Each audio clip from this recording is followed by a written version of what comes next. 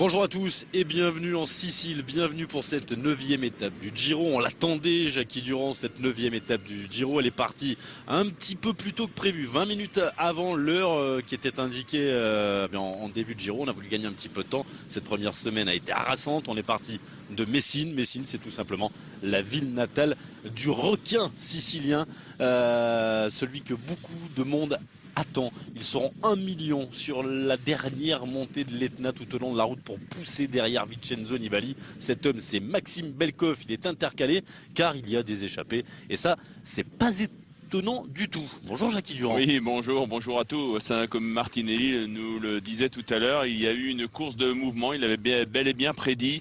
Et l'équipe Astana n'a pas réussi à mettre de coureurs à l'avant, mais c'est vrai qu'on a eu un départ très rapide et puis après une vingtaine de kilomètres, 9 coureurs sont sortis et possèdent désormais donc 3 minutes 30 sur le peloton du maillot rose, peloton amené pas par l'équipe Rabobank, mais par les équipiers de Michele Scarponi pour l'équipe Lamprey. Vous avez déjà 3 noms de coureurs échappés. Pablo Lastras, qui fait une bonne opération, puisqu'il vient de prendre une petite bonification. N'oublions pas que c'est le coureur le mieux placé au classement général. Il était à 20 secondes, donc il fait une bonne affaire. Pablo Lastras.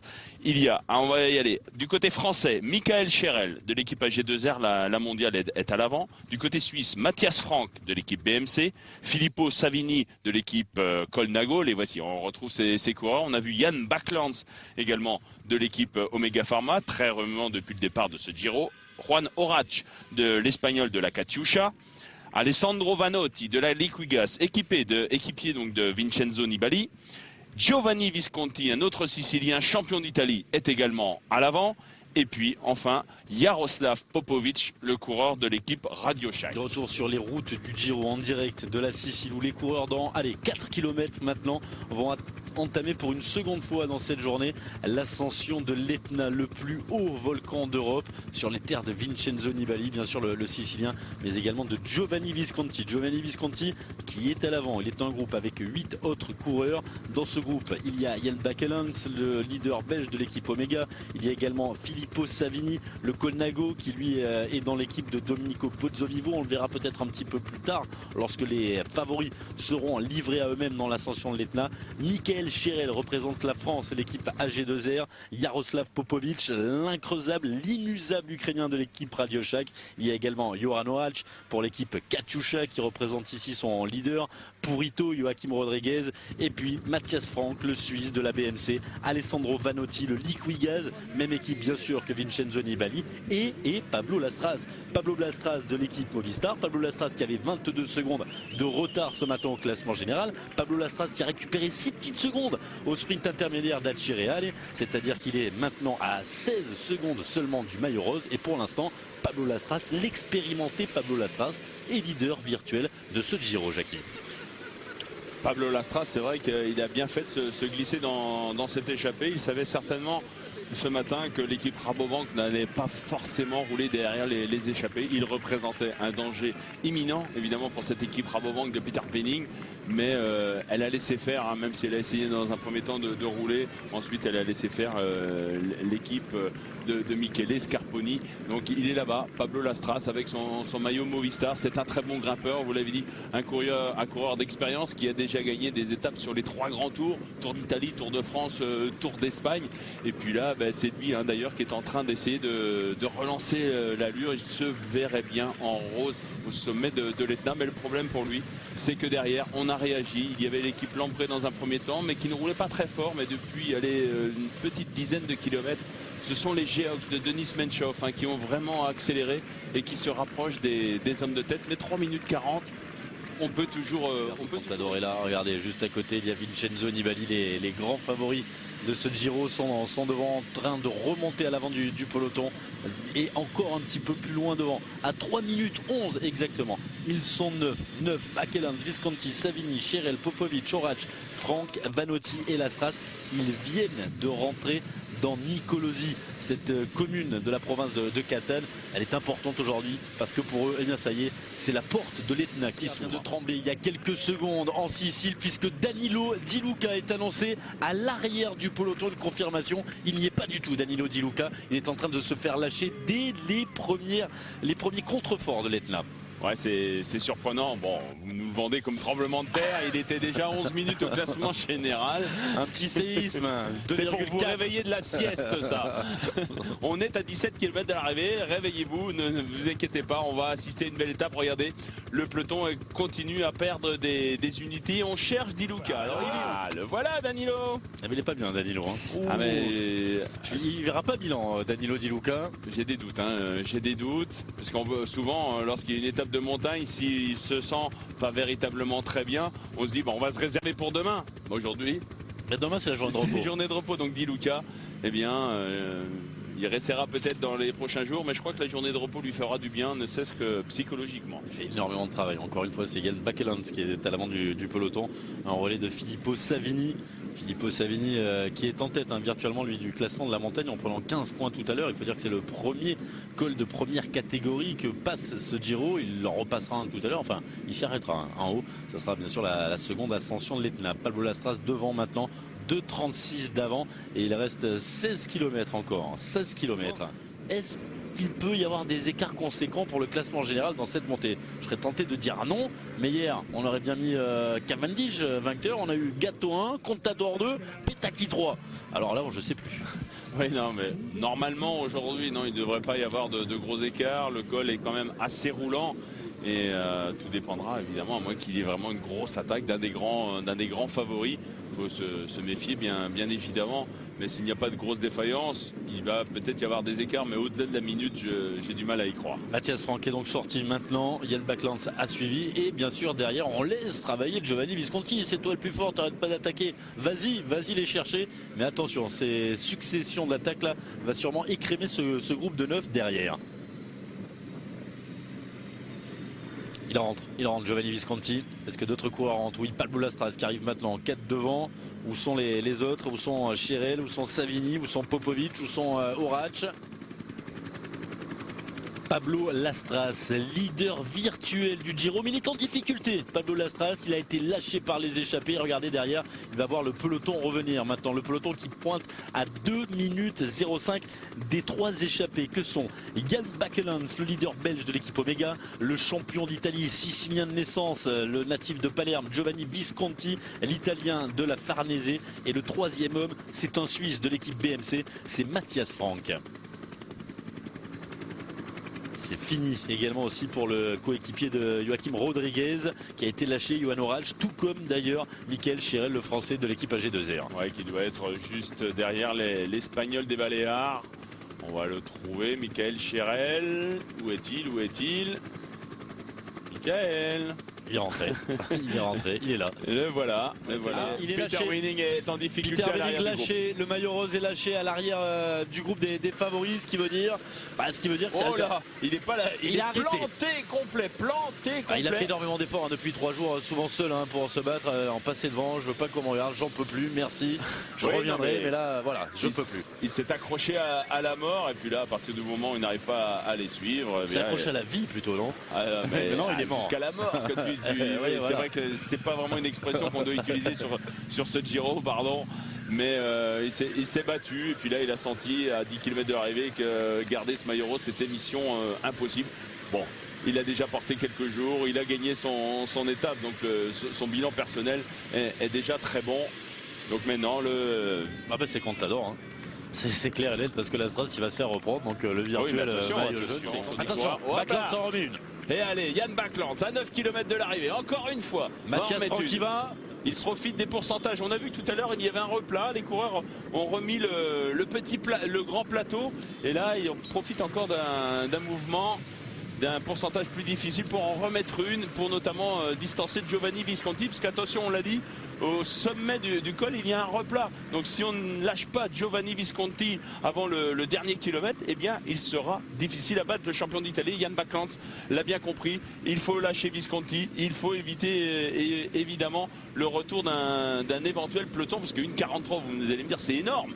À 9 km de l'arrivée, mais pour l'instant il n'y a pas d'attaque. Ben voilà Landroni qui sort. Et bien voilà, c'est José Roserurano qui est en train de sortir. On l'avait pas trop vu le petit grimpeur de cette équipe Androni, je cherchais son nom, et ben il s'était caché, et là il est plus caché du tout. Il est parti ancien vainqueur du maillot de la montagne hein, sur c'était quoi, c'est sur le Giro. Sur le Giro. Il est lâché. Si Sioutsou est pas bien, mais Sioutsou il va s'accrocher. Si Pinotti est lâché, Christophe Lemebel pourrait voir la vie en rose ce soir. Surtout que Pablo Lastra c'est fini, hein. Il vient de se faire reprendre. Lui aussi terminer les espoirs de maillot rose ce soir. Donc ben voilà, Wenning dehors, Pinotti dehors. Eh bien ce soir on pourrait pourquoi pas avoir Christophe Lemebel. Évidemment tout dépendra de l'attitude de Constantine Sioutsou et puis évidemment d'Albert Fantin. Et regardez, attaque d'Alberto Contador, comme hier, qui attaque à 6 km 800 de l'arrivée. C'est loin de l'arrivée. Il a peut-être senti que certains favoris n'avaient plus d'équipier. Lui non plus, hein. À mon avis, il n'a plus d'équipier. Grand plateau. Il a décidé d'attaquer. Hier, il l'avait fait. 1 km 500 de l'arrivée, c'est Scarponi. Et qui lui aussi avait un énorme braquet. Va revenir maintenant sur le coureur espagnol de la Saxo Bank. Alors, où sont les Nibali, le Sicilien? Où est-il? Il devrait revenir. Il doit absolument sortir Vincenzo Nibali. Michele Scarponi va revenir maintenant sur Alberto Contador. Et derrière, on essaye de s'organiser comme l'on peut. Il n'y a pas de Vincenzo Nibali ici. Et non, Nibali n'est pas là. Ça, c'est quand même la petite sensation. C'est Cataldo avec Niemek. Et les Astana également se font piéger avec Macchiarelli qui fait l'effort aux côtés de son leader, Kreuziger. Et Nibali, il est seul. Eh bien, il n'est pas au top. Constantine Sioutsou, regardez, il est bel et bien là. Et il n'y a plus Christophe Lemebel par contre. C'est bon pour Constantine Sioutsou hein, qui pourrait devenir leader. Mais Alberto Contador est lancé. Et Michele Scarponi est là. Il fait pas la différence, Alberto Contador. Attention, hein, on est sur des pourcentages qui sont pas énormes. Ça va d'ailleurs être un petit peu mieux tout à l'heure. Il y aura du plat à l'arrivée. Est-ce qu'Alberto Contador va poursuivre son effort? Regardez l'écart. Hein. Derrière Yann Backland, il va s'enrhumer lorsque Alberto Contador va passer. Et José Rurano qui va se faire reprendre donc par Alberto Contador. Mathias Franck déjà hein, et il a mis le frein à main. Et Scarponi qui rentre dans la roue de l'Espagnol. Il est fort Michele Scarponi. Et il va la vouloir hein, cette victoire au sommet de l'Etna. On n'attendait pas de bataille entre les favoris. Il y a bataille entre les favoris. Ça y est, l'Etna est entré en éruption pour une deuxième fois dans la semaine avec Alberto Contador qui a allumé la première mèche. Derrière Michele Scarponi. Pour l'instant Michele Scarponi qui se contente de suivre l'Espagnol. Je pense qu'il est tout content d'avoir réussi à reprendre la roue. Mais c'est vrai que la sensation, elle est là. C'est Vincenzo Nibali en difficulté qui profite de ce passage un peu moins pentu pour essayer de faire la jonction. Arroyo est également bien placé dans sa roue. Garzelli est là. Mais il y a un petit écart évidemment. Personne ne relaye, hein. Personne ne relaye. On ne veut pas relayer Vincenzo Nibali. Pourtant, il devrait le faire, Garzelli. Allez, Visconti est repris. Et bientôt, ce sera malheureusement le tour de Yann Backland qui n'a plus que 25-24 secondes. Scarponi ne peut pas y aller. Rurano a suivi la nouvelle accélération d'Alberto Contador. Michele Scarponi est resté assis sur sa selle. Ah ben voilà. Et bien voilà, c'est du grand Alberto Contador. Attaquer aussi loin, c'était peut-être une petite prise de risque. Hein. On sait que Scarponi avait encore Niemek à ses côtés. On sait que l'équipe Astana, il y avait encore deux équipiers aux côtés de Roman Kreuziger. Mais là, c'est la débandade. Je disais tout à l'heure qu'il n'y avait peut-être pas à avoir de gros écarts. C'était sans compter sur le personnage d'Alberto Contador qui a attaqué à 7 km de l'arrivée. Certes, Scarponi est revenu dans un premier temps avec un énorme braquet. Mais là, il insiste et voilà, malheureusement, il se fait lâcher. Scarponi et Yann Backland, lui aussi, va se faire reprendre. Il aura évidemment de grandes difficultés à suivre l'Espagnol pour l'instant. Seul José Rurano arrive à suivre Alberto Contador. Et on aperçoit au fond là-bas Michele Scarponi et derrière c'est Vincenzo Nibali maintenant qui essaye de revenir avec Garzelli, avec Roman Kreuziger, bref, avec tous les autres grands leaders de ce Giro. Ah bah là je crois qu'on va commencer à se battre pour la deuxième place. Contador était le grand du Giro ou de l'étape? Oh bah du Giro hein. Alberto Contador est en train en plus maintenant de lâcher José Rurano. Une dernière accélération pour lâcher cette espèce de petit sac à dos qui est venu se gripper sur la roue d'Alberto Contador, ne pas avoir à lui laisser l'étape à l'arrivée. De toutes les façons, pour l'instant, il n'a pas été d'un grand secours, hein, Rurano. Il en revient dans les roues d'Alberto Contador, dans la roue, et il va prendre un relais. Et voilà, vas-y, tu le prends le relais. Parce que si tu prends pas le relais, la victoire, tu l'auras pas non plus. Oui, mais sauf qu'il ne s'est pas aperçu tout à l'heure à Alberto Contador que José Rurano était légèrement distancé. Il vient juste de rentrer dans sa roue et après l'Espagnol lui demande un petit relais. Évidemment, il est incapable de le faire. Alors que John Gadret est parti maintenant en contre-attaque. On le sentait. C'est bien ce qu'il fait, John Gadret. Il est en 4e ou 5e position. On sentait que le rythme imposé par Niemek n'était pas très élevé. Mais regardez, il arrive quand même il a du mal à prendre quelques mètres d'avance. 26e au classement général ce matin, le leader de cette équipe AG2R à 1,41 de Peter Venning qui, on vous le rappelle, a été lâché depuis bien longtemps. Alberto Contador continue. Une minute pratiquement d'avance pour Alberto Contador. Il reste encore pratiquement 3 km. Les écarts vont être énormes. John Gadret qui appuie encore sur les pédales. Il se retourne mais poursuit son effort. Alors que derrière ça va être compliqué. C'est Nemec qui fait l'effort en tête de ce peloton des favoris. Le dernier équipé présent pour tous ces hommes. Lui c'est l'équipé. Oui, attention Scarponi. Scarponi a un incident mécanique apparemment. Oui, le voici Scarponi. Ouais, il est planté complet ou non, je crois qu'il a posé pied à terre. Est en train de se relancer, apparemment ça tourne. Dans la roue de Cataldo, juste devant on doit avoir Hubert Dupont également qui est là. Et Contador lui ne s'occupe que d'une chose, Rorano lui veut aller chercher un succès d'étape, même s'il n'a pas collaboré avec Contador. Et regardez Contador, il en remet une couche à 1,5 km de l'arrivée. Oh, c'est énorme, il veut aller même chercher le succès d'étape. Hier, il a été chercher la 2e place derrière Oscar Gatto. C'est la première grande étape de montagne. Certes, on a eu l'étape arrivée au Montevergine, mais c'était pas une grosse ascension aujourd'hui. On l'avait annoncé, l'étape c'est une étape emblématique. Et Contador, en patron, veut aller chercher. Scarponi est distancé, Scarponi est loin là-bas, il est loin. Alberto Contador qui en termine après son coup d'éclat hier. Il avait dégainé aujourd'hui. Hier, eh bien aujourd'hui il dégaine encore. Petite descente pour récupérer Rorano, ne reviendra plus. Vincenzo Nibali est parti derrière. Michele Scarponi est planté. Il y a Roman Kreuziger qui arrive à suivre. Il y a également Constantin Ciuciu dans ce groupe. Il y a Arroyo, il y a Garzelli. Mais Scarponi est distancé, lui qui a essayé de suivre, ça a peut-être été son erreur, essayer de suivre l'attaque d'Alberto Contador. Alberto Contador qui est bientôt donc dans la dernière ligne droite. José Rorano ne reviendra pas. Il est à moins de 300 mètres de l'arrivée maintenant. Alberto Contador qui va s'imposer aujourd'hui et décrocher une première étape dans cette 94e édition du Giro. Il sort large. Hier, il avait pris la 2e place. Aujourd'hui, El Pistolero a dégainé. El Pistolero a tiré. Et derrière, il y en a beaucoup qui ont été blessés. On va le voir sur la ligne d'arrivée. Les principaux leaders sont battus. Il a éclaboussé de toute sa classe la montée de cette tête-là. Il a pris la course à son compte. Il a fait la différence. Et au sommet de l'Etna, Alberto Contador s'impose aujourd'hui devant Rorano, le Colombien. Quel panache. On déclenche les chronos, Jackie Durand. Ah ouais, quel panache. Et regardez derrière Hubert Dupont côté de John Gadret dans le groupe de Michele Scarponi et de Christophe Lemaivel pour revenir sur ce groupe qui va se disputer donc la 3e place avec Roman Kreuziger, Garzelli, Arroyo, Nibali et Constantin Ciuciu. Et Nibali il n'a pas fait la différence. Attention au virage, messieurs, ne pas arriver trop vite. Igor Anton est un petit peu derrière, il est en train de rentrer sur ses 5 garçons. Le virage est bien négocié. Pas sortir trop large et relancer tout de suite. Il faut avoir le bon braquet à la sortie de ce virage. Garzelli veut aller chercher la 3e place, mais Nibali a envie d'aller chercher la 3e place. Les 8 secondes de bonification, c'est ça qui sont en train de se jouer avec Vincenzo Nibali qui essaye de déposer maintenant Stefano Garzelli. C'est Garzelli qui va prendre la 3e place et qui va prendre les 8 secondes de bonification. Il termine à 50 secondes d'Alberto Contador, c'est-à-dire qu'aujourd'hui Vincenzo Nibali sur son Etna dans sa Sicile a perdu 1 minute 10 par rapport à Alberto Contador qui est bien entendu le nouveau leader de ce Giro. Christophe Lemaivel et John Gadret en terminent une dizaine de minutes ici au sommet de l'Etna. Alberto Contador vient de décrocher un premier dans le Giro. Non, il n'avait pas gagné dans l'étape lors de son Giro victorieux en 2008. Alberto Contador qui a fait mal à tous les principaux favoris. Regardez, 50 secondes de retard pour Garzelli, pour Nibali. Ciuciu lui est à 50 secondes également. John Gadret a tenu comme Christophe Lemaivel. Christophe Lemaivel qui va se retrouver ce soir 3e du classement général. Et en tête de ce classement, on va retrouver bien sûr El Pistolero, Alberto Contador. Il compte ce soir 1 minute 21 secondes d'avance sur Vincenzo Nibali.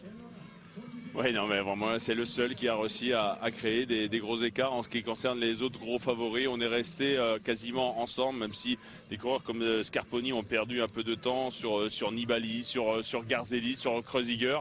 Mais voilà, Contador, c'est bel et bien le meilleur grimpeur au monde. Et il l'a encore prouvé aujourd'hui sur les pentes de l'Etna. Et au classement général, évidemment, maintenant, les choses sont beaucoup plus claires. Ciuciu à 59 secondes n'est pas un véritable danger pour Alberto Contador. Christophe Lemaivel non plus, mais qui prend également une belle 3e place provisoire. Mais après, il y en a d'autres qui sont beaucoup plus loin. Imaginez-vous, Kreuziger déjà à 1 minute et 40 secondes.